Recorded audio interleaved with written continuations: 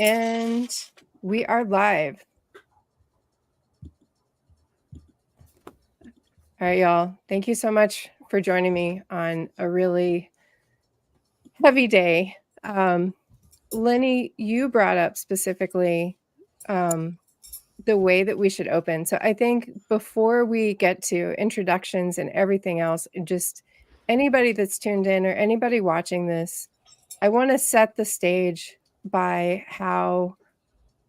where we come to this conversation.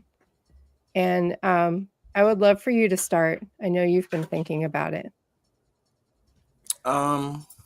Yeah. I've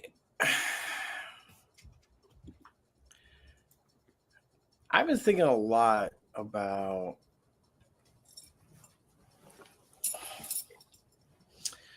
a couple things. The first thing I've been thinking about is how I woke up, and I think you'll probably hear this from a lot of Black people over the next couple months or days.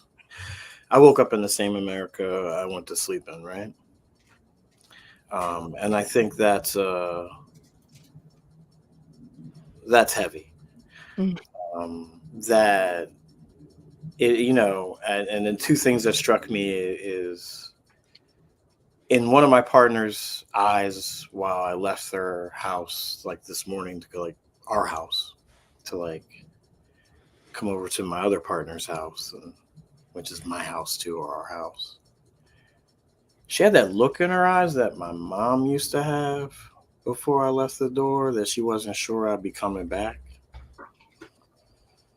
And I hadn't seen that in her eyes yet. Like a sincere wondering if I would make it back to that door. And I think what struck me this morning was I ready to ask people to put themselves in the breach again? And was I ready for people to possibly be hurt or harmed listening to what I think are the right things to do in the moment sometimes? Would I be burying comrades again, basically? And so I just want to leave space for that. I think one of the things we talked about this morning was this isn't a space where we're going to pontificate, We're going to try and articulate. I don't think anyone's here to be like, yo, I knew this was coming, or I felt like this was a thing, right? We all had our feelings, that this deep resentment. Obviously, Blake, we're here to talk about a little bit about your writing around that, right? There's this deep element in the church that's scary when you get a look at it, and now it has political power. And so, yeah, that's what I just wanted to open up with, that even as someone who spends a lot of time watching this stuff, a lot of time doing this work, writing and thinking and praying about it, I still woke up very shook up and not sure if I had the will or the strength even to go on one more time. And I think that's okay to admit. And I think the last thing is, as a clergy member, we failed you again. I don't know if your pastor or your bishop or whoever will say this to you, but we failed you. Because so many Americans are waking up completely shocked. It's been a seismic shift in American politics, and we should have warned you, and we failed you again. At a critical time, instead of facing the most virulent elements within our own church, within our own doors, we wanted to pretend it was someone else. We wanted to pretend it was going to go away with one election. So as a clergy person, I feel the weight of failure again. I really appreciate that. And Lenny, it's part of why, so we'll get to introductions in a minute, and you will hear about these three other people. And Blake, I got an email from your publicist to about your book, and I read your book, and immediately I thought about this conversation between you and Lenny and Redeem as just really thoughtful people who have been thinking about how we got here and have been actively doing something about it. And Lenny, as much as I know you feel that way and you wonder if you have it in you, I have 100% certainty that you will go where you're needed. And I value that about you so much. And so what I'd like to do from here is allow the three of you to introduce yourself, talk about briefly talk about what you've done in the past that is connected to this conversation. And I would also love just a moment of hope if you have it. Like, and I will start. I'm the host of Radical Soul. It's a podcast and it's a Substack, and it's about or spiritual movements that are working to heal from religious trauma and find justice leaning ways to be spiritual beings in this world. And a moment of hope for me was waking up today and having a text exchange with the three of you and not feeling so alone because of it. So that's why I'm glad for this conversation, because it reminds me that none of us are alone if we continue to work together. So, Redeem, do you mind going next? Yeah, my name is Redeem. I am coming to you all live from San Juan, Puerto Rico. Trying to think what else about me. I am an ordained minister within the Fellowship of Affirming Ministries. Shout out to our Bishop Yvette Flunder. And I also come to you all as a friend in the movement. Been pastoring. I've been organizing for some time now. And yeah, the last 24 hours or so has been very interesting. I'll just say that. It's been very interesting. And I'm sharing this as someone who is fed up with the empire, who is done with the whole two-party system and being told this is how you need to vote, you need to fall in line and all that other BS, when in actuality, liberalism is killing our community. And none of these parties and these systems are set up to defend us from from Christian nationalism. It's not set up to defend us from all of these threats that we are facing. But I'll go more into that a little bit later. Blake? Hi, everyone. I'm honored to be here amongst the three of you. My name is Blake Chastain. I am most recently the author of a book called Evangelical and Beyond: How American Christianity Went Radical and the Movement That's Fighting Back. For the last 8 years, I've been talking to people who've left predominantly white or white-led evangelicalism and why they've left, and exploring that through podcasting as well as through other writing and things like that. So that's what I sort of bring to bear in this conversation.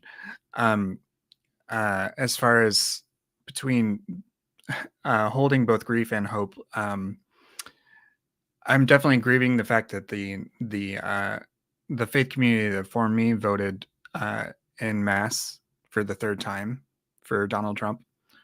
That despite all number of disqualifying statements and actions, they still rallied behind this individual.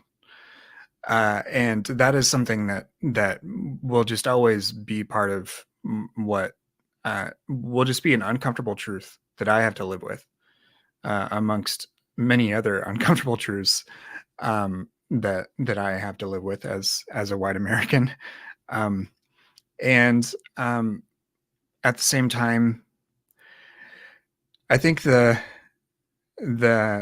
sort of hope that I find is is uh, is around repurposing the sort of apocalypticism that is inherent to a lot of uh, white evangelicals who've been taught that the world is going to get a lot worse before it gets better. That the world will get worse and then Jesus will come back. And sort of repurposing that and saying, well, in many ways, the world has ended lots of times, and it ended again last night. So that means we get to try whatever the hell. And I, I didn't ask whether we could swear or whatever on this, but we now's the time to try as many things as we can, and if it fails, it fails. But there are people who are invested in one another and not solely in coddling people or cultivating some sort of close relationship to power. And that's where I choose to find and place my hope, even if and I fully recognize all of my embodied privilege and everything like that. And at the same time, that's where I place it right now. Lenny, do you mind introducing yourself? Yeah, my name's Reverend Lenny Duncan. I am still somehow an ordained Lutheran priest. I prefer priest lately.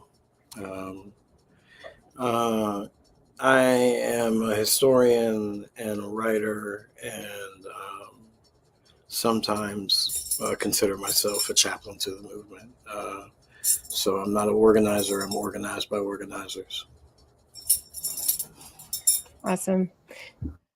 So before this is going to be quite a conversation, we're going to get into a playbook of combating Christian nationalism. What has not worked from this group's lengthy experience? What has worked? And then how do we protect ourselves and protect our own? But first, I wanted to just touch base on what Christian nationalism is and what people who identify, whether they know it or not, as Christian nationalists, what they believe. So I prepared a few slides, and I'm going to grab them from my computer. Wait.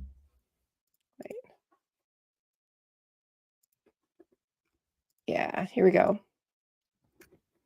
And then add it to the screen. Okay. So first of all, religious sociologist Andrew Whitehead and Samuel L. Perry wrote a book about Christian nationalism, taking America back for God. That's not what they believe, even though that's what the book says or sounds like. But I like their definition of Christian nationalism as a cultural framework, a collection of myths, traditions, and symbols, narratives, and value systems that idealizes and advocates a fusion of Christianity with American civic life. They pull heavily from Baylor religion surveys. Their book was written before the 2021 came out, or that survey came out.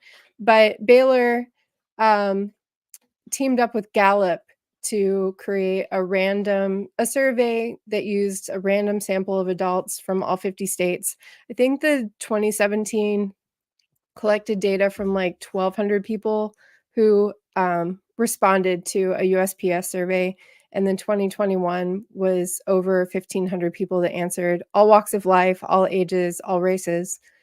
And what they did was they asked people a series of questions about whether they agreed or disagreed with these statements. And so it's a little self-identifying, right? Like the Baylor religious survey is saying this is what we think Christian nationalism is, but the results are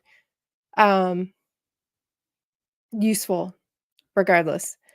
The 2021 Baylor Religion Survey showed that over 60% of Americans who responded to the survey believed that in some way the US should be a decidedly Christian state.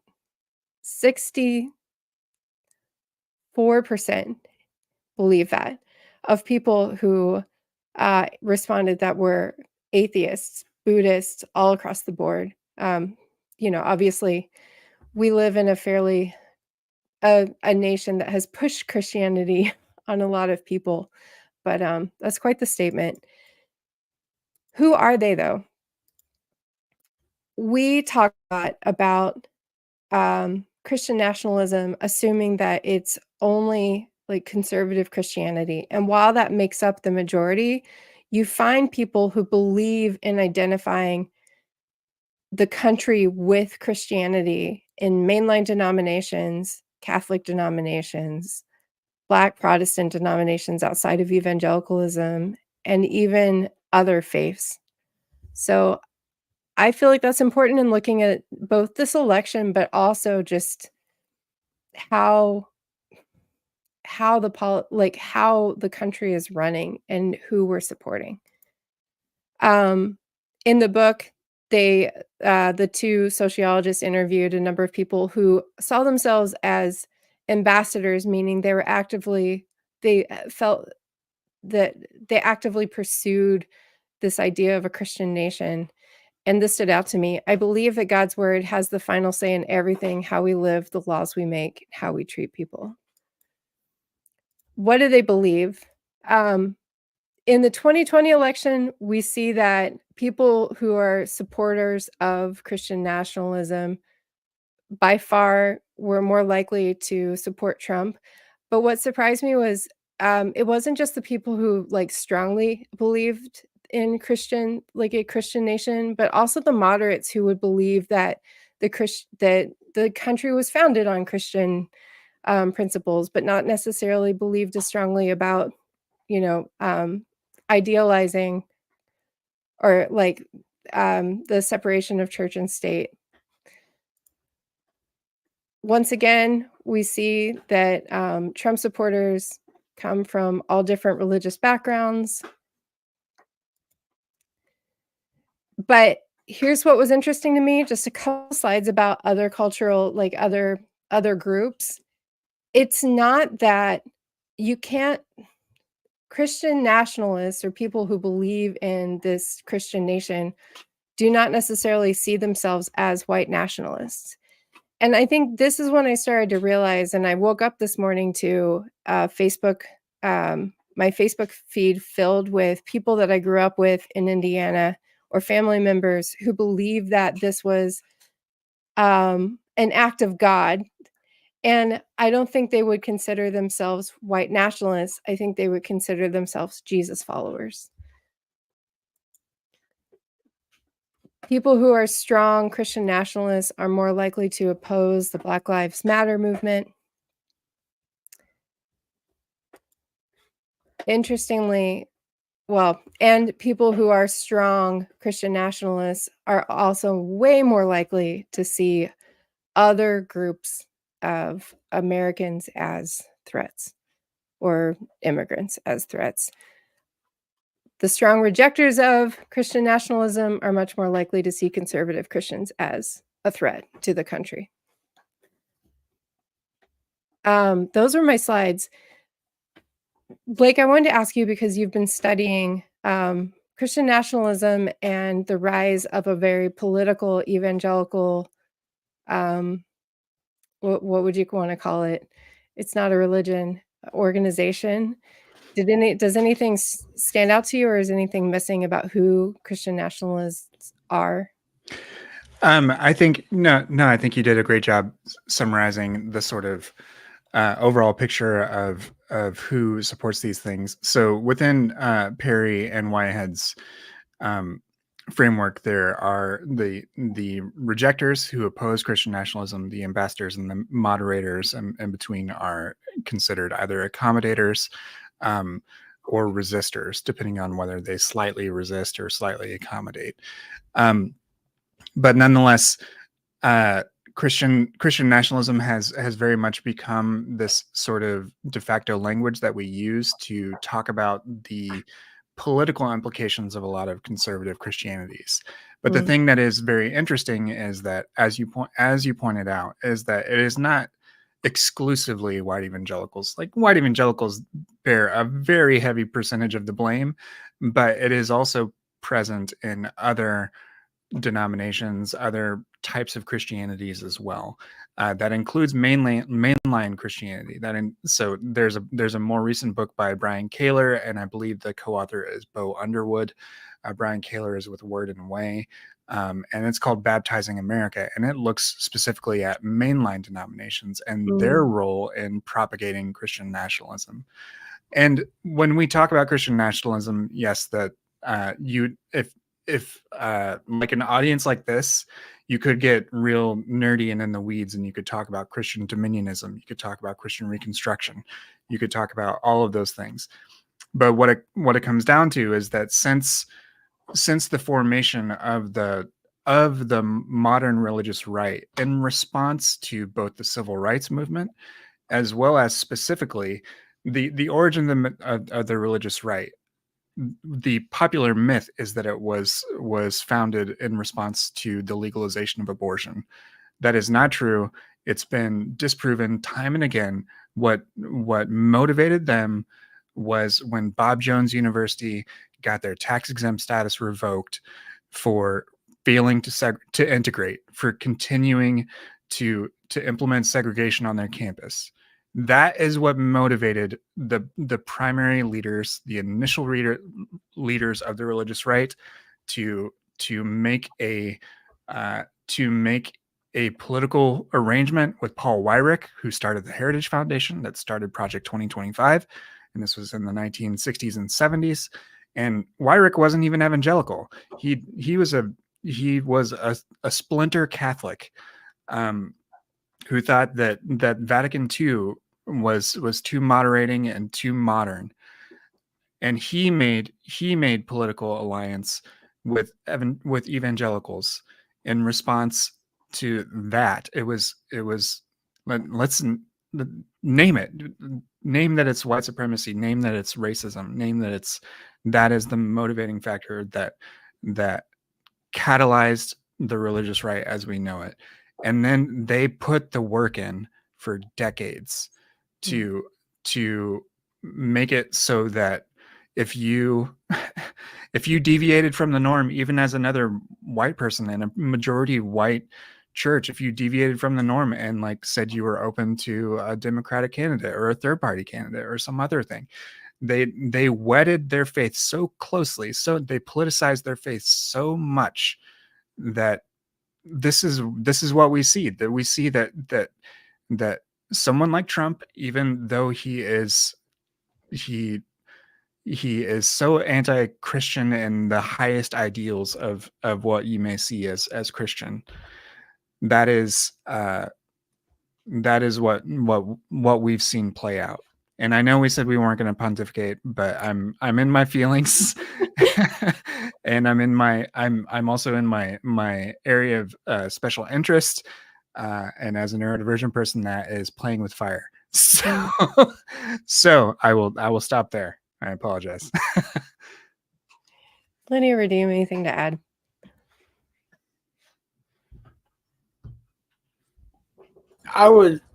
I would say a question we should be asking ourselves is, and Blake really touched on it, and I'd love to hear Redeem's take, but this is really a rejection of a multiracial democracy. Mm. Now it's going to be dressed up as a lot of things, right? This was supposed to be the Roe v. Wade, referendum, and we were going to see this huge gender gap of 30%, but instead we saw that the gender gap, even it was actually 10-20, right, which is like much lower than you would have needed for Harris to win. We saw Latino cis men and Hispanic cis men vote in 40% and higher in some places. Where my mama was born, Loretta Mary Bernadette Sweeney, right? a great grandsire of the damn Molly Maguires, Hazleton, PA, now 70% Dominican, and the town walked for Trump in the heart of coal mine, Pennsylvania. This is a seismic shift where in particular white women in America have said, I am willing to risk my bodily autonomy because I don't think I can live with the highest ideals of a multi-ethnic democracy, which is something we've been living with for 1965, since 1965, like fully. You know, my father was born without the right to vote everywhere in this country. My parents were born without the right to marry each other anywhere in this country. It's not that long ago. And so I think this is a referendum on that. I think America is, I don't think it's half of everyone, because that's not how polls work. Okay, for one thing, half of us don't live in those places. So that's impossible. 89, like 70% of us live in those big blue dots you see on the map. Breathe. It's mathematically impossible for it to be half of us. That's not how the Electoral College works. But it is a referendum that white, cis, male political supremacy will be the order of the day, come hell or high water. And I think there are a lot of people who are willing to risk their own safety in that. And they'll say it's the economy. They'll say it's a lot of things. But I think at the end of the day, that's what it is. I think people are tired of their black, brown, and now queer and trans siblings having a say in this democracy. And Kamala Harris was a reach too high for them. You know, and that's for the average person. There's other people who are uncommitted for many reasons, right? And I'm sure Radim will speak to that. He's been you know what I mean? He's been very outspoken about that for many reasons, right? And my ancestors bled on the Pettus Bridge for people to do that. I'm not mad about that. Democratic Party should have ran a better campaign. And we can talk about that all day long, right? But I think that's what it is, and I'll stop there. But I really think I think Blake's really like hitting on it. This is the roots, and I think they're really getting what they want without having to say the quiet parts out loud.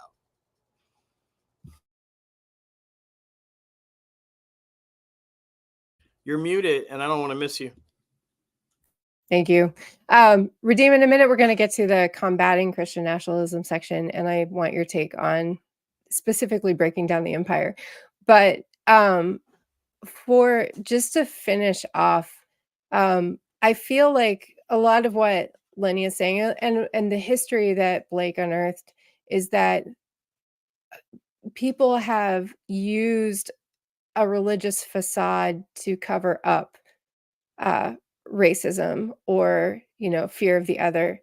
And I'm curious if you have other thoughts or experiences, like just calling people out on that or how it shows up. That's a big one. Yeah, when we talk about Christian nationalism, I think it's like really imperative that we talk about how the church and just faith in general has been colonized and weaponized against people of color, against the others, against actually just people in general, how white men have just colonized this thing that we call Christianity and just weaponized it. First of all, like Christianity, it's a black religion. It is as African and as black as I don't know what, but the fact that it's been weaponized, that's something that we need to talk about. And I just want to actually, I want to go back to that chart that you had, where you was talking, where I had mentioned the ambassadors of Christian nationalism, and I saw on there that 9% were Black Protestants, and I'm sitting here and I'm just like, that does not surprise me one bit. Because if you go into many of our Black churches to today, you go into any AME church, AME Zion, CME, Black Baptist, Church of God in Christ, what's one thing that you're going to find in the sanctuary? An American flag. What the hell are we doing with American flags in our country, in our churches? Also, when we look at our hymnals, what's in the back of our hymnals? Patriotic songs. God bless America. And so I'm looking at that, and I'm looking at like a lot of that's happening, and I'm just like, it all makes sense. Like the powers that be have infiltrated our churches, and they have taught us that we have to be sold out for our nation, that we have to do this, blah blah blah. And I'm telling you, as a person who grew up around white folk in churches, I grew up around the whole TBN crowd, watching all those people, and yeah, I'm just like really thinking about this, like, in that data, like, yo, Christian nationalism has really hijacked our churches when our churches are actually supposed to be safe havens for our community. It's supposed to be a place of where we speak about liberation and justice. But wow, we're literally here being ambassadors for Christian nationalism. I'm sorry, I didn't mean to go there, but I was just like, wow. No, that's great. I mean, because when you start thinking about where do you start? Where do you start trying to push the conversation? How, for folks that do still have ties or connections to churches, like, how do you start approaching that? You know?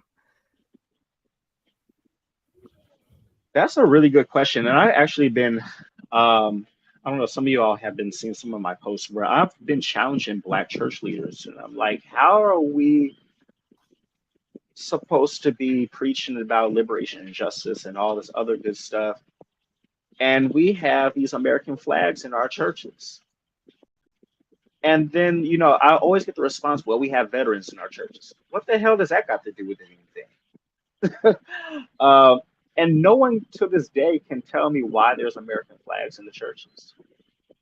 It gives me vibes of when our ancestors in slavery were holding secret meetings and secret worship services, that there is some kind of presence, like a slave master or something, that is watching us as we do our thing, as we speak, as we celebrate, as we preach, as we pray, and all of that.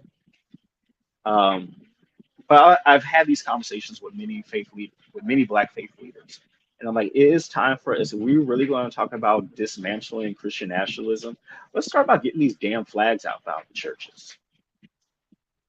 And it's okay to take the hymnal book and rip out God Bless America and the national anthem.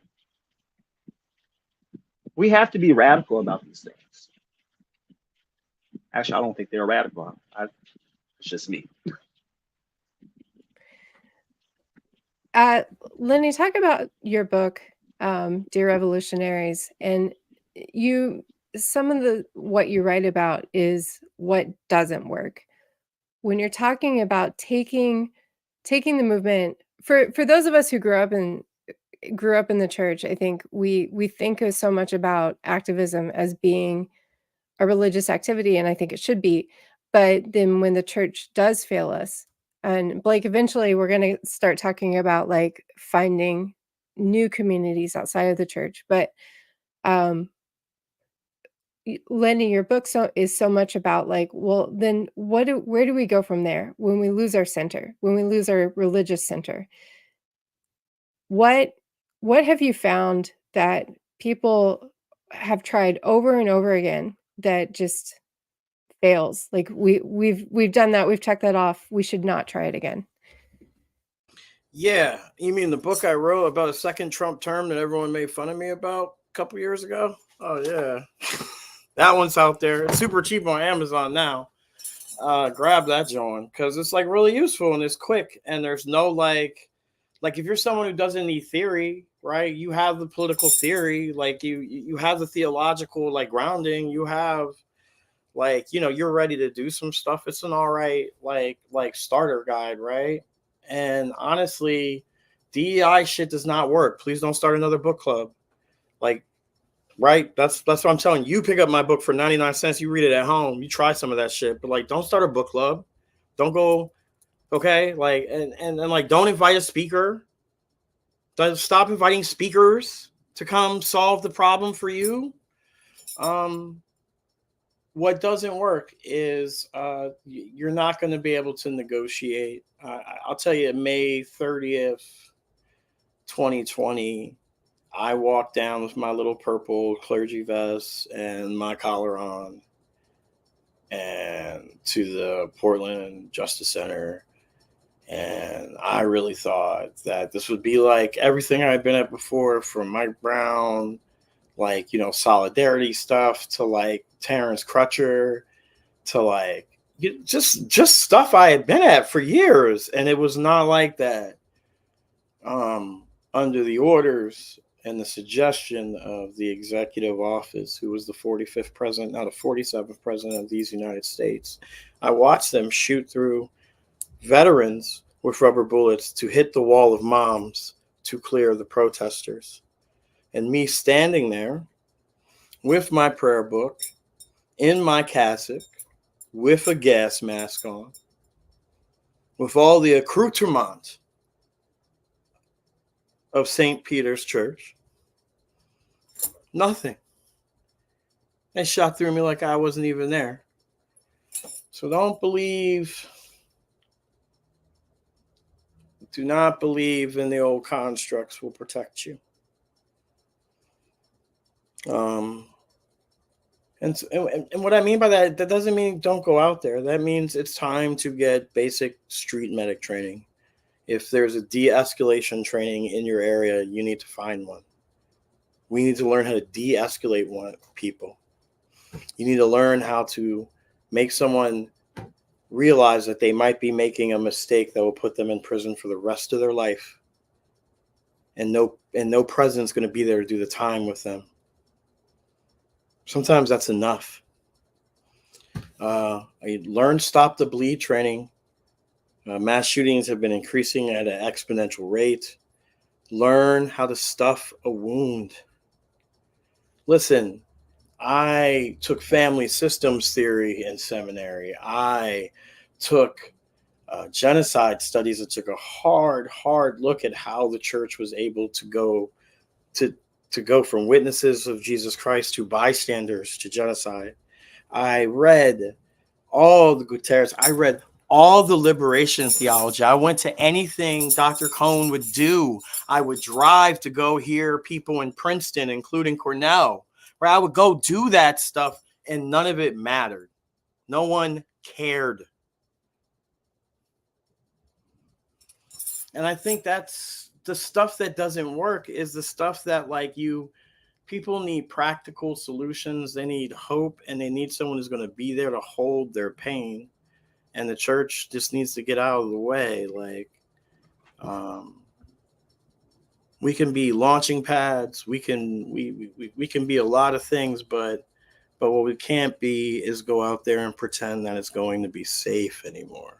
If you don't know how to peacefully, non-violently resist, you need to learn. Well, it seems like there's two parts to that. One is not expecting it to be nonviolent, but then the other side of it is that the stuff that stays in theory, stays in the ideology, also doesn't work, because we need action at this point, I think. Yeah. Right? Yeah. I mean, that's really it, Jared.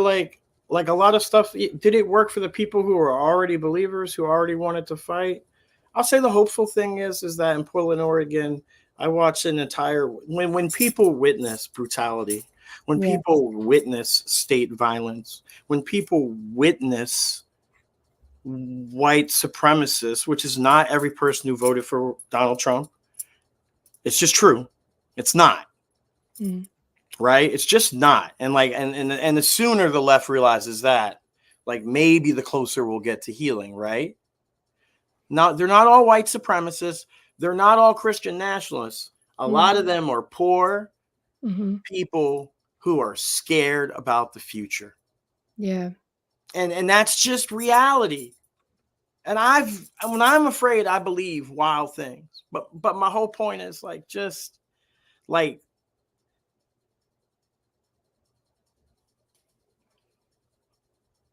just, you know, put yourself in position to be ready to be a witness, not a prophet.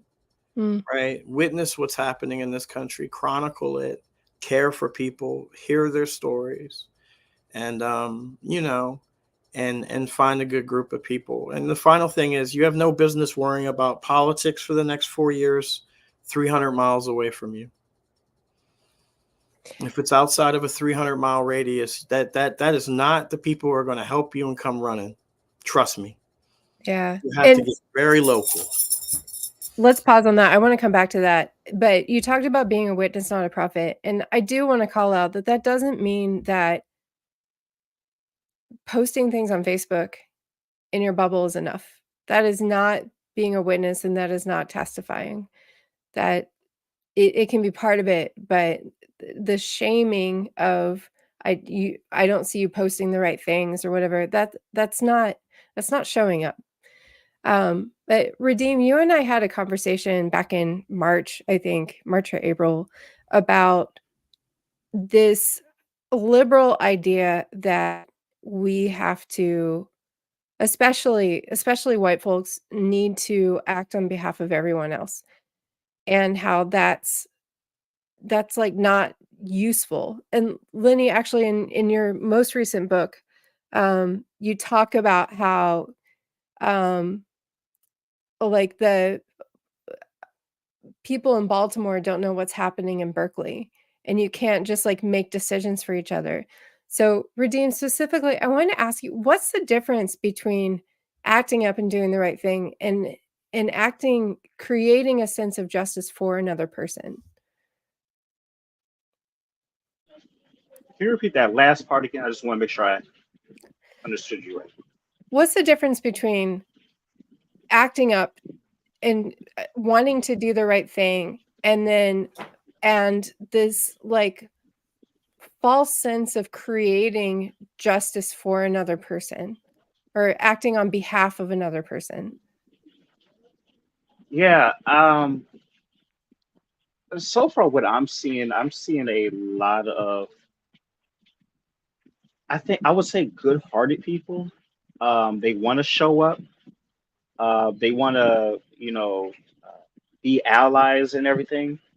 Um, but I feel like in the last couple of years, especially after Trump got elected in 2016, what I've noticed, and I think we're going to see this again, is we're seeing a lot of white people are actually acting out of white guilt instead of actually really want to dismantle systems of oppression. They want to dismantle systemic racism and just racism in general. What I'm finding is a lot of people, they're quick to say that I'm not racist, but they're kind of slow with actually being anti-racist, and there's a huge difference there. My whole thing is, and I've seen this, and I think we're going to see this again, especially after Trump just got reelected. We're going to see a lot of people showing up on behalf of other people, but they're not so much doing it because it's the right thing. It's because they're seeing Trump, they're seeing they have white guilt, and yeah, like I said, we're going to see this happening again after Trump just got reelected. Pretty much, we're going to see a huge influx of people who are leaving brunch to go fight for us who were on the front lines, who showed up in the election in high numbers. Just going to leave that right there. Like you mentioned in the so talk about shame versus guilt. Like, are they the same thing here? Well, I think the way that folks, and I guess specifically within people who try to speak to other Christians, they do often try to shame the Christians that they think are behaving poorly, who enacted a form of political violence by by voting multiple times for someone like Trump. But one of the consequences of Trumpism is that he has essentially inoculated the people who are receptive to his message from general sort of shaming tactics. He is a shameless person. He doesn't have the emotional capacity to feel shame.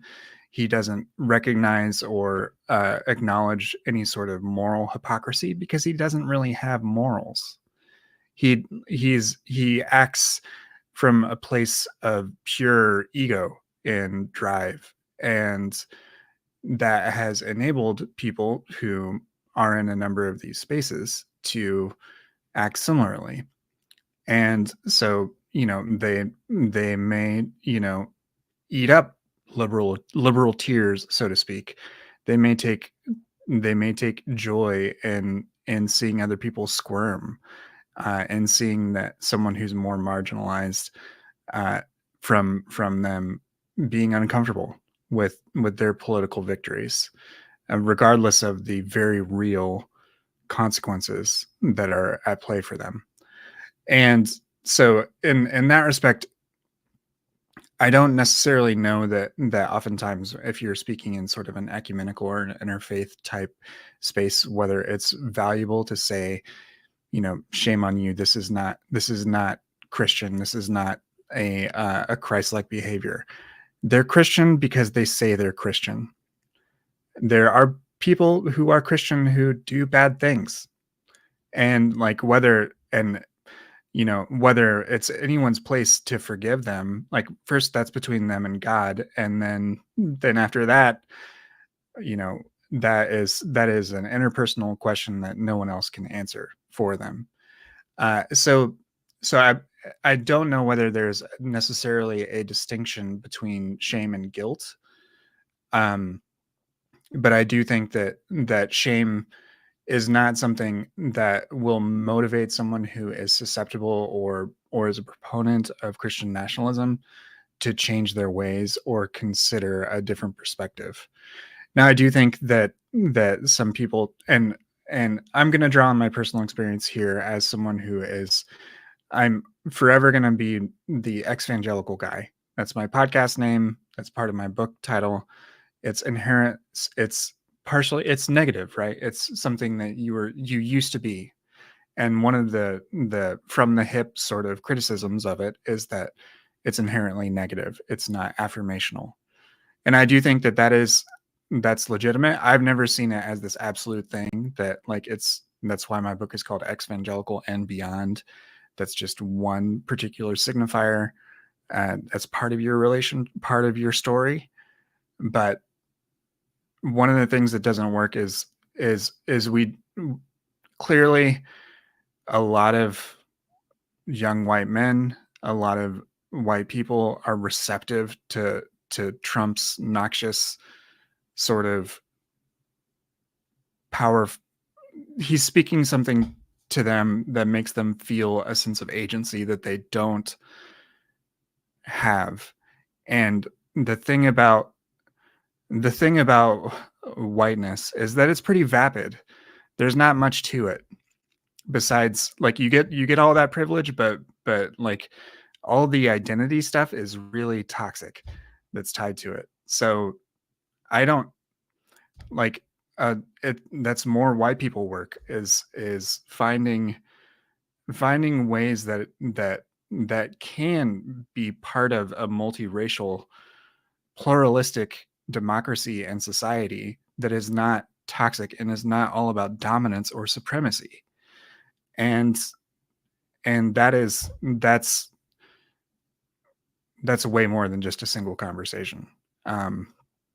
that's one more thing that doesn't work, is just always is that's something that we need to explore. And the other thing, that the final thing that I'll say is that I don't think that there's a one size fits all answer. That's another thing that doesn't work. And that means that there will be people who are hurt, and they will leave their faith communities, and they will go to a place that focuses on a part of their identity or their experience, whether that's because they're a Black, Indigenous person of color, and they need to focus on that, or because they're queer, or because whatever else.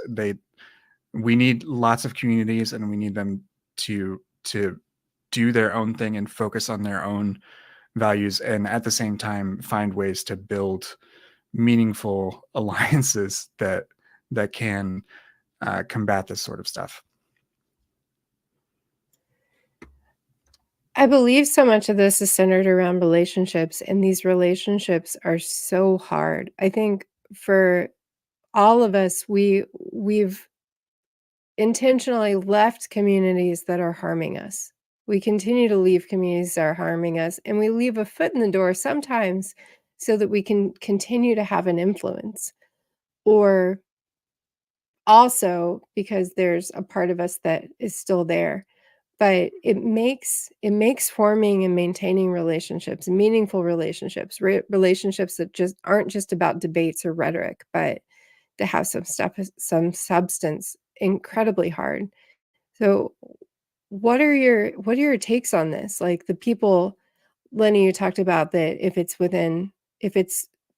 more than 100 miles away, then it's sort of none of your business at the moment. But the people that are next to us that don't see the hurt that's happening, how do we bridge those gaps even when they're so close to us? And that's for anybody, but yeah. Yeah, I would say that it's just going to be hard-won experience. Unfortunately, one of the most cunning things about being an organizer in the United States of America is that COINTELPRO doesn't have to assassinate our leaders. It has a nice way of making sure that most of you are picked up or in jail, or you've been marginalized. Sometimes it's just you go insane from being gaslit. I spent 4 years with people acting like what I faced in 2020 could never happen again. I should stop talking about it. It was time to hang it up, as there's no way this person's going to win. Right? People I buried. We had a comrade just choose dignified death because they were paralyzed, at the Normandale shooting by a white supremacist, because he was tired of a Black Lives Matter march. Right, where we lost T-Rex and a few other people, where my partner, is still in therapy to this day because they felt like they couldn't run across the park fast enough to save their friends. So I say all that because you're going to find the people who are willing to lay their life down for you, which is supposed to be the ultimate expression of what Jesus did. What I said when the bullets were flying is Jesus died for his friends. Jesus didn't, if unless you believe Jesus was fully God and it really wasn't a miracle, and dude was like just some superhuman and he knew he was going to come back and he was like, haha, and it was just like a party trick. But if he was like also fully human, he didn't know. And so when he runs up to the 2 guards and stops Peter, it's so his homies can run from the police. And when he gives himself up, it's so they can get away. Jesus died for his friends, in my opinion. His whole world was the 100 people who were probably closest to him, and 12 of them 12 to 15 he loved. You need to find 12 to 15 people. For me, it started out with a guy who was out there with a sign, trying to sign people up to vote in the first days after 2020, right? A veteran who became like my bodyguard all of 2020. And white people took training and legally defended my body to make sure I could march and go home and get safe. And These were ordinary 7-Eleven people, taxi cab drivers, Iraq and Afghanistan veterans, um, former sheriffs, some of them. I mean, like just everyday postal workers and garbage people, and you'll know because these will be the people who will run towards the gas and the bullets and the pain, and they'll show up the next day because they're going to want to see what really happened for themselves, and they're going to have lots of ideas. You don't have to convince them of anything. The state does a really good job of convincing people of its violence. You just have to make sure you hold them in that space while they witness it, and that's what I did early on. Is I kind of lied, but I got very lucky. And for the first 60 days, I guaranteed, like good Christian folks, that I would take them all the way up to the front and get them out of there before the gas and the bullets flew. And I'd get them out safely. And I did that a couple dozen times. People who said, I don't believe you. I said, I'll show you. And so kind of lied my ass off. I didn't know I was lying. And I didn't know it was going to escalate so fastly. At the time, I thought I was telling the truth, right? But now I know from experience I was lying. There was no way I could guarantee anyone's safety in that moment, but I tried. And I got everyone in and out of there, and I showed lots of people that what was happening was real. It's a lot of relationship like that. It's holding people while they have their own personal like revolution and transformation, and letting people, everyone gets to start where they get to start. And that's hard work each cycle. As we lose elders, as we lose wisdom, as we lose epistemology, I would weep for Bishop Carlton to be here just for a word. I could think of so many other elders. I would weep just for a word from them, right? I would bleed for that right now, right? But I think in a lot of ways that's becoming who we are in this generation, and we're being handed this sort of mantle to sort of say there might be another way, a third way. Mm. But who knows, right? Anyway, that's what I've noticed has worked in these sort of relationship building things. You got to hold people while they witness it. Yeah. In a minute, I want to talk about, because I think that really leads into the how do we protect each other, and how do we I think one of the things that comes to mind is this is such deep energetic work that to have the bandwidth to hold people and witness people while also making a living and living in capitalism and now living in Trump America. It's so hard. But before we go there, Blake, Redeem, anything to add about what does work? Like, what should we be leaning into right now?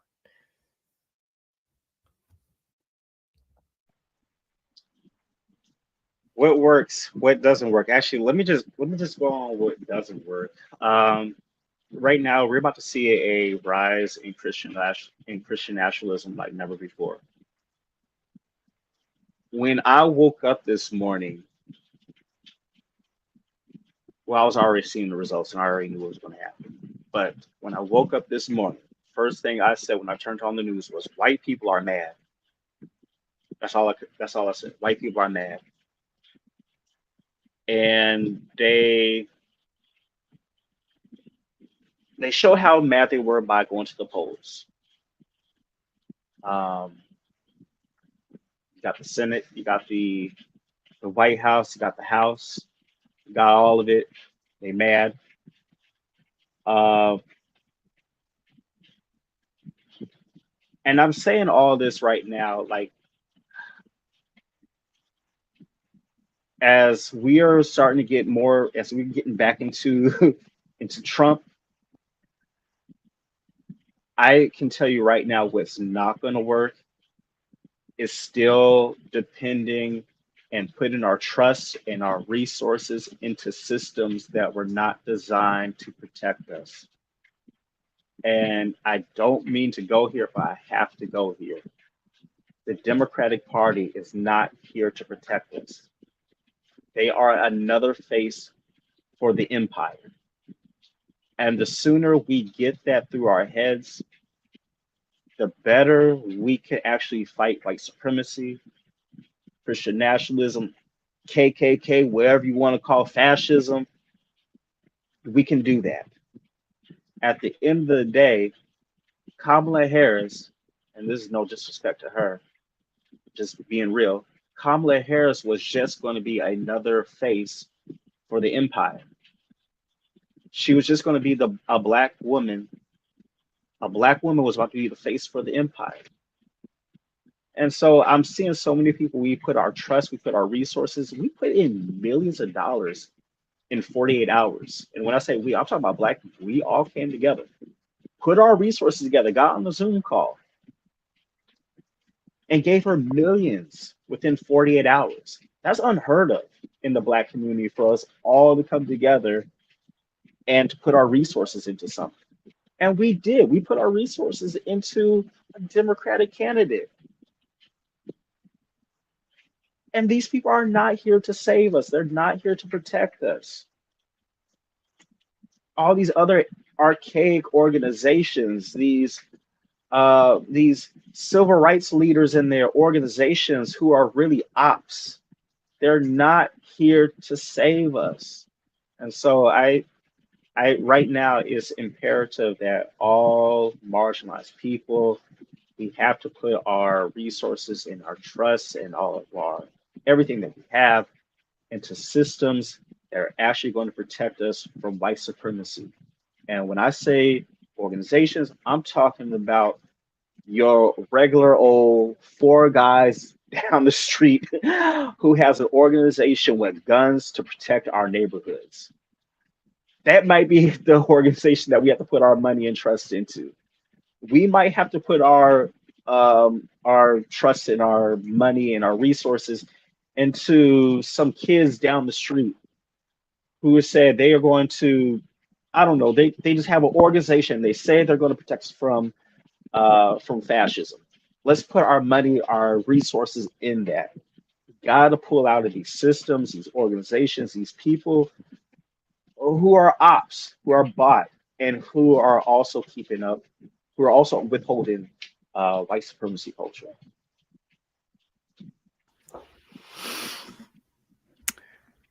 Thank you, Redeem. And I just to sort of I don't know, add on to that, and I don't know whether this qualifies as what works versus what doesn't. But I'm reminded there's this writer Noel Ignatieff who wrote a book. He's got a collection of books called of essays rather called "Treason to Whiteness is Loyalty to Humanity," and he writes about the need for dual institutions. Essentially, that in periods when something like fascism or authoritarianism is on the rise, as we're seeing right now, that we need to explore the possibility of building new institutions in ways that as our current institutions become less legitimate, we can start to invest legitimacy into these other institutions. And there's actually a lot of concerns, and one of the things that I actually there are a number of faith-based advocacy groups that are not evangelical that do a lot of really good work that is focused on a lot of really meaningful things in the Beltway and throughout the United States and throughout the entire world. But one of the things that often restricts them, because they are good actors, is their 501c3 status. And the fact that they have to be nonpartisan instead of being either, I can't remember the alphabet soup. It's like 504B or something like that, where you can actually be, where you can actually do some partisan based things. But as a result of that status, a lot of times they're afraid of disclaiming or declaiming, saying that this particular person that politicized, even if it's a values-based sort of issue, that they made it political, and now they feel restrained from speaking forcefully against it.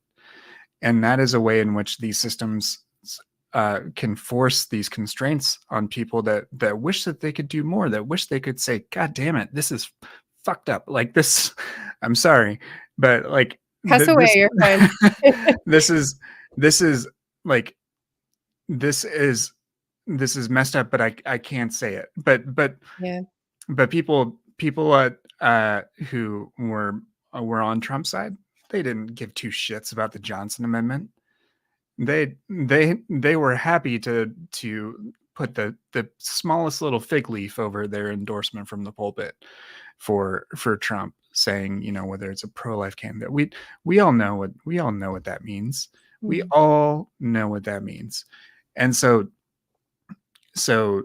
that to me is one of the things that we need to start to explore, is like, what does that mean? That it's not necessarily, is it not a nonprofit? Is it not a church? Is it something? And again, this is where I think instead of trying to find a single answer, we just need to find the thing that meets the needs of the people that we are trying to serve, or trying to protect, or trying to build up, and you know, let it be local first, let it be that, and then let it grow from there. But I don't have a silver bullet answer. I don't have like any of that. And I think if anyone tries to sell you one, then they're just a huckster, you know. They don't know what they're saying. I think this is really important, that there's I remember this moment that I realized that the nonprofit funding system was still capitalism, and was still supported by and through capitalism, maintained by the government, controlled. And there's a book that I feel like I've wanted to read for like 7 years, and I keep putting it off. This revolution will not be funded beyond the nonprofit industrial complex. But I know that there's indigenous groups out there, and other groups, especially from marginalized communities, that are saying anything that we put our money into that's supporting capitalism is supporting white supremacy. And for this conversation, we'll say is also supporting the Christian nationalism, because on the institutional level, they're the same thing. So looking for groups that are finding other ways of supporting each other that doesn't involve grants or 501c3 status, but that keeps the money local, that shares resources. I know, like, seeing things around, like, I mean, even sharing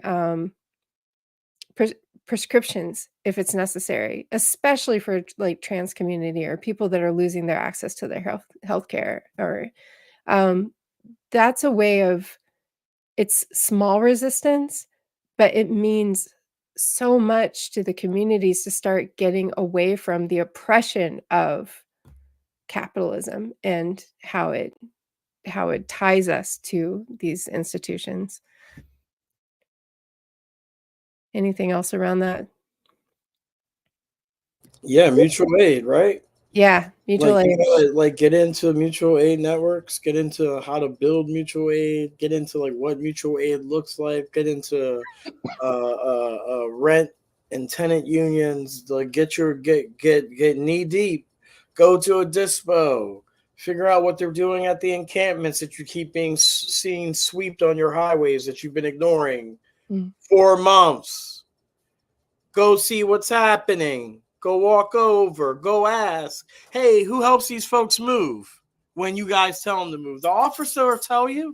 Why do you want to know? I'm a neighbor and I want to make sure they're okay. Oh, those folks over there probably do it. Because there's always someone there trying to help. Right? But you got to get involved in mutual aid, because mutual aid is baseline, like, you know, community living, to each to their own need and to each their own ability. That's baseline communal living. I think this starts the how do we protect each other and how do we keep each other safe, but that it's both it's physical, emotional, spiritual, psychological. We need protection on all sides, and we need to be able to take care of ourselves. So there's looking for new communities, safer communities, the people that will move towards the bullets for you, the people that will share their prescriptions with you, the people that won't look at you funny when you're talking to homeless people, you know. Redeem, you had something to add? No, actually, I was going to piggyback off of what Lenny just mentioned. Do it. Uh, uh, so I've worked with these 501c3s and 501c4s for some years now, and I can tell you a lot of man. All right, I'm gonna say I used to work for a black-owned organization that was a 501c3 and a 501c4, and they used to always tout themselves as being black-led. We're the only black-led organization doing this. We're black-led doing this. But come to find out, it wasn't black-funded. And so what we're seeing a lot of organizations. They are black-led, but they're not black-funded. They're Latino-led, but they're not Latino-funded. They're controlled by funders, and so it's really weird that we have black-led organizations that are not allowed to talk about reparations. We have black organizations um, that are black-led, and they have to support the white candidate over the black candidate. Were they being told that they have to do X, Y, and Z, but actually X, Y, and Z actually is against their values and actually goes against their community. So yeah, we are seeing a lot of we're seeing so many organizations. I've been a part of them that want to do X, Y, and Z, but they can't because their funders said that they have to do this instead. And so yeah, like what Lenny said, yeah, we mutual aid. That is it has to be the norm now. We have to break away from this whole um, uh, nonprofit industrial complex. We have to break away from it. It is killing us. Literally, it is killing us. And it's sucking up actual resources that can go to directly impacted people.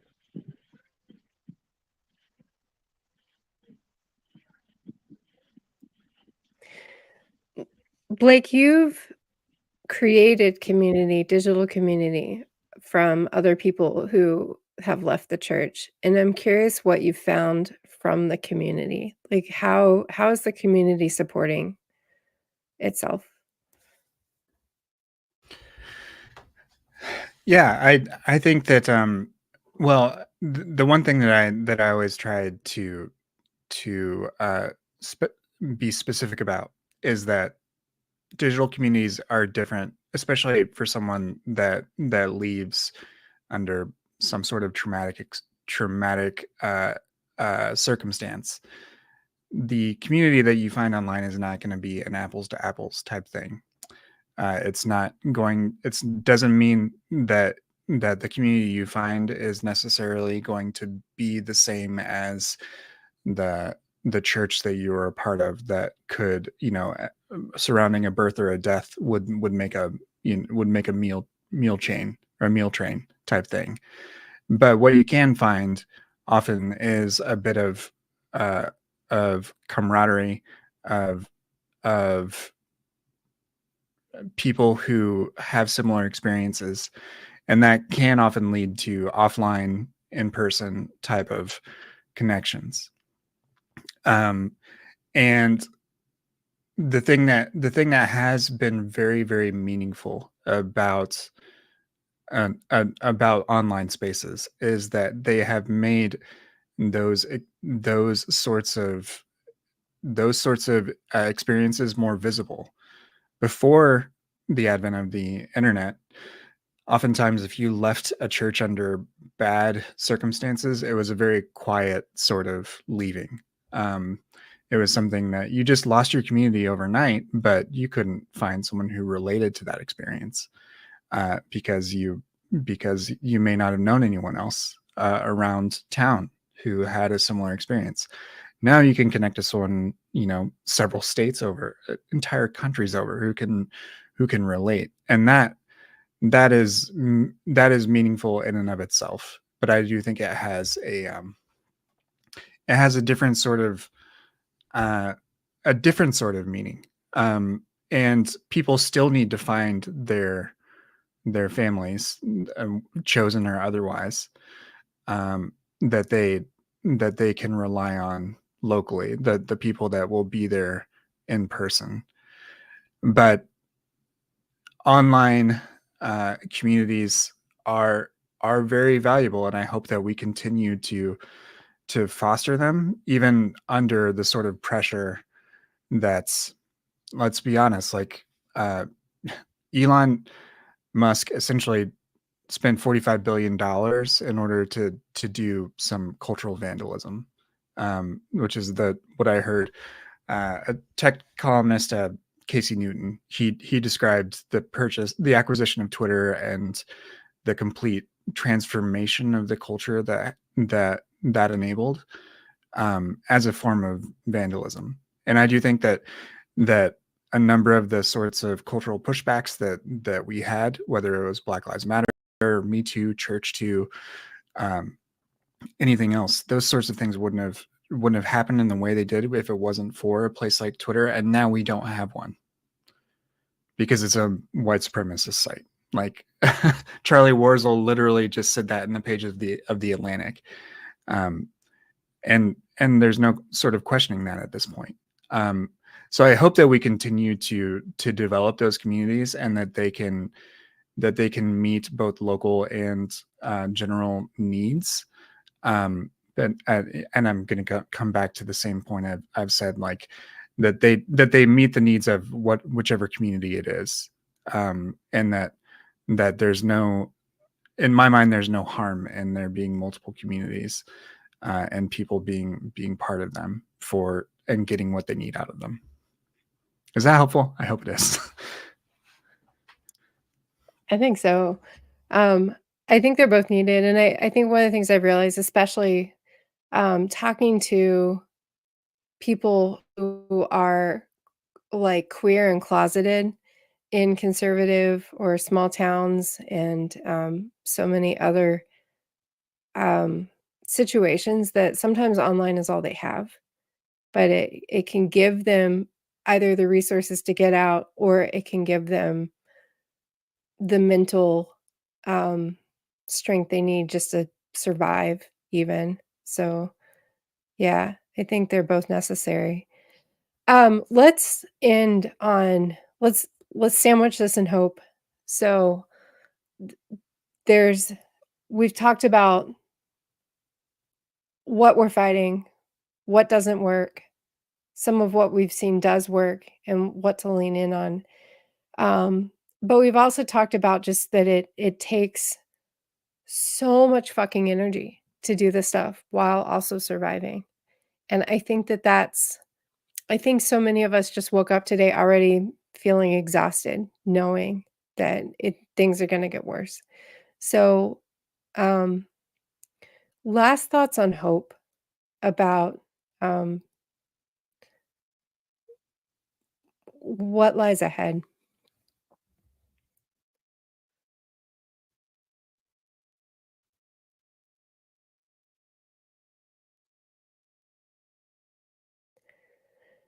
And I'll, while you're thinking about it, I think for me, it's that I feel like there was a wake up call for people who, including myself, who maybe thought we were doing enough and realized that we weren't. I really, I have hope that knowing that we're going back into this and seeing the divide even more clear in this country will continue the awakening of what really runs this country and how we can fight back on it. Like having a conversation about mutual aid, I don't know that it should be common and it's not, you know? So I'm really hopeful that things had to get this bad before we could have the conversations that we needed to have to actually start making positive change instead of just going back into all of these different what doesn't work situations. I don't know. Thoughts on that? Does that sound true? Yeah, I would. I do not want the last word. So Yeah. I would say, I would agree in that respect that, well, we know where people stand, and that's helpful. If we felt like they stopped, they stopped pretending in 2016, it's very clear in 2024. Because Trump and all of his allies, and they're on the record. And if you're good with what's on their record and you still voted for them, then you've made it very clear where what you at least tolerate. Like, because to your point earlier, Lenny, not everybody's that voted for them is a white supremacist or anything like that, but they have a tolerance for something that that a lot of us don't, and at least it makes it very clear.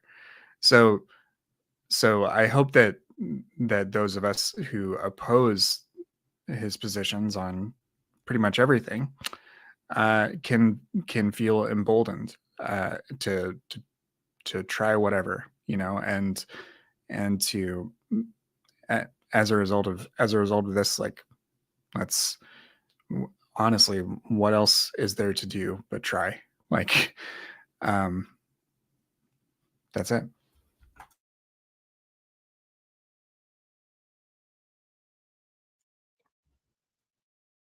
I was going to say that what I'm going to say isn't going to sound hopeful.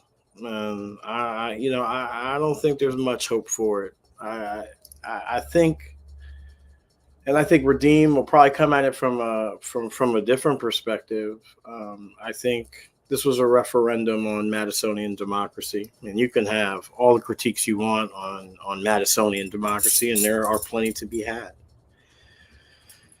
But I think this was a referendum on that. I think people chose security over that sort of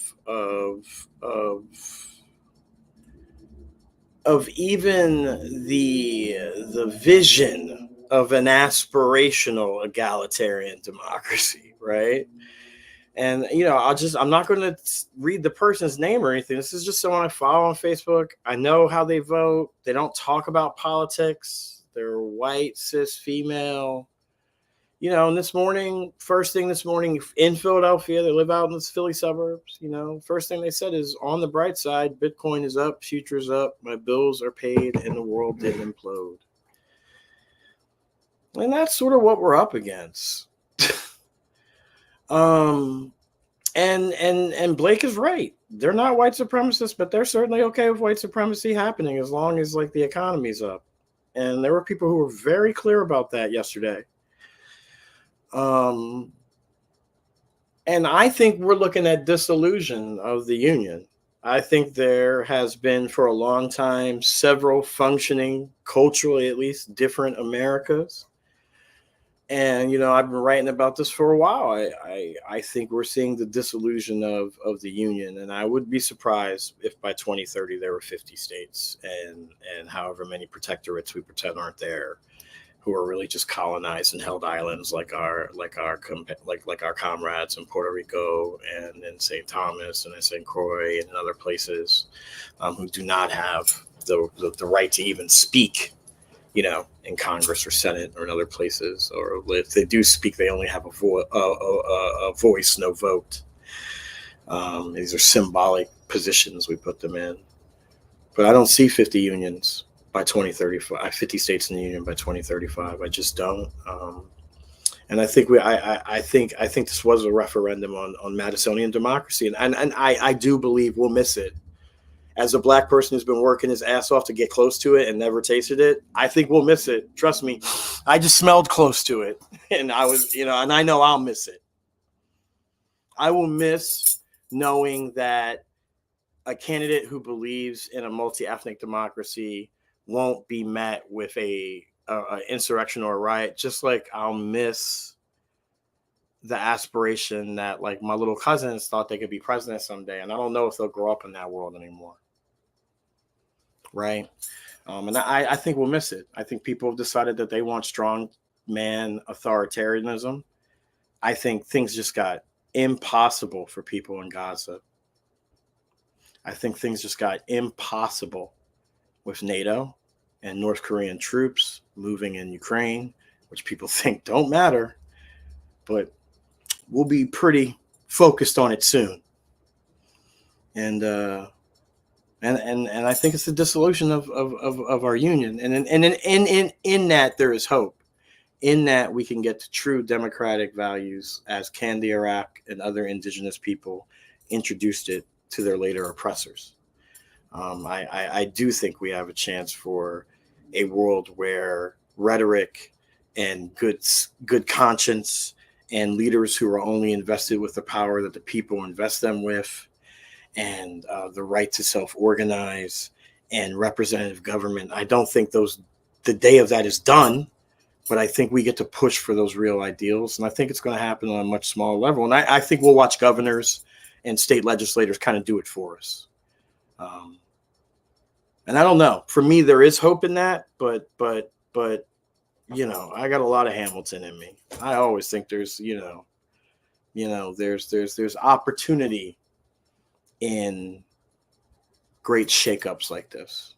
I don't think it'll be violent, but I think we'll start functioning in many different ways as separate nations at first. Radim, you want to follow that up?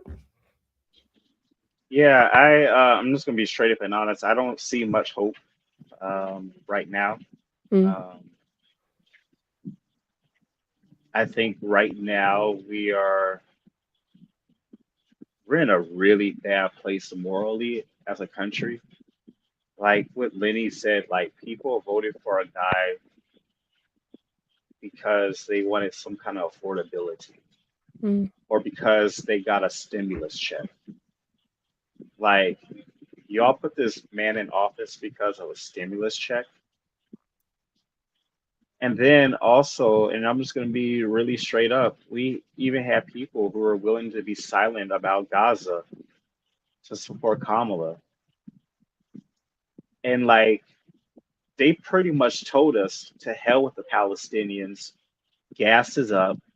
I need affordable bread. Have we lost our minds? We have no morals. We're like morally bankrupt. And in a country where we're morally bankrupt, I just don't see any hope right now. And I truly believe that things are going to get worse. Like everyone is literally to hell with everyone. It's all about me. It's all about, can I have some kind of comfortability? Forget all these other people across overseas. Forget this and forget that. It's about me.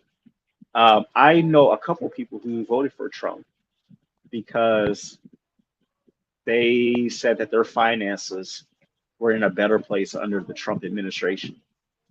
And so it literally is saying to hell with everyone else. It's about me. And I just feel like we're in a bad place, and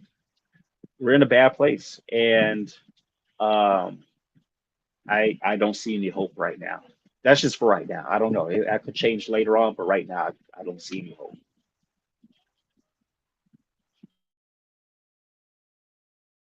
There's a lot of shrugging happening. I think I wrote a piece about hope recently for my Substack, and interestingly, it was one that just I don't know if it resonated for people, but one of the things when I started listening to people talking about hope, one of the things I found was that activists don't tend to be hopeful people, and they don't act based on this idea of a future that they believe will happen. They act because they believe it's the right thing to do. And I think that that's true. I think that we can't act out of an idea that we're heading towards a utopia that will never exist, because then we'll always be defeated. I do believe, though, that we have to somehow believe that what we do makes a difference, which I think is why the local action is so important, because we can make a difference inside of our communities, whatever those look like.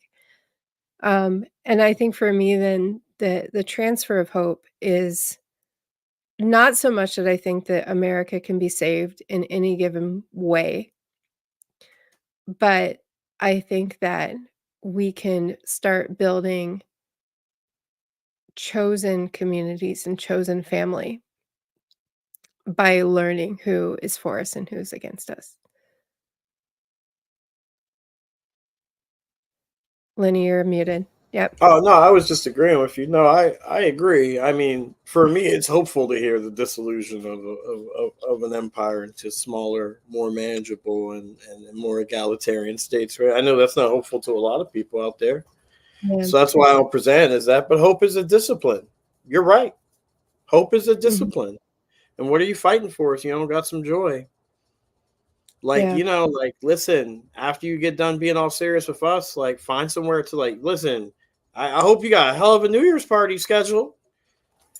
Fam, where you go? I know where I'm going. I know where I'm going to get this watch the ball drop. I hope you're ready to find some joy. I hope you're ready to use your body. I hope you're ready to have some pleasure. 100%. It's all part of Yeah. it. If you're not doing that stuff, why are you fighting? Why even say anything? Sit down. We have enough miserable people in charge. So yeah, 100%. I love that. Let's end on that. I think after this, there's been a lot of grieving parties. There's been a lot of, we've needed to be woe is me together, but now it's time to find joy together. So that's the call to action. All right. Thank you all again. This was great. Thank you everybody for tuning in. All right. Thank you.